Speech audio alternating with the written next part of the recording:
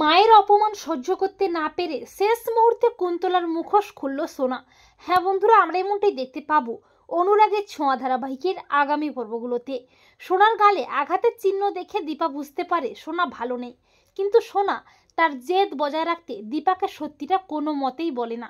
সোনা বলে যে আমার অ্যালার্জি হয়েছে, তবে দীপা খুব ভালো করেই বুঝতে পারে সোনা মিথ্যে বলছে। এরপর কৃষ্ণের সাথে রূপা ও দীপাকে দেখে সূর্য আবারও দীপাকে ভুল বোঝে। সূর্য দীপার উপর প্রচণ্ড ক্ষেপে যায়। আর ঠিক তখনই রুডি ও কুন্তলা সোনাকে নিয়ে সেনগুপ্ত বাড়িতে হাজির হয়। কুন্তলা বলে সোনা এ বাড়িতেই থাকবে, ওই বাড়িতে সোনার জায়গা হবে না।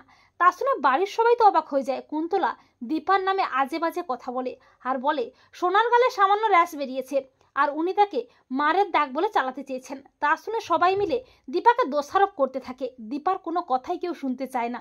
তবে সোনা বুঝতে পারে তার জীবনটা শেষ হয়ে গেছে। তার মা ঠিকই বুঝতে পেরেছে ওটা মারেরই দাগ।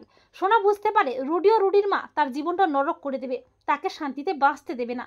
কুন্তলা বলে সোনা তুমি ঠিক করো, তুমি কোথায় যাবে? আমাদের সাথে ফিরে যাবে নাকি এই বাড়িতেই থাকবে?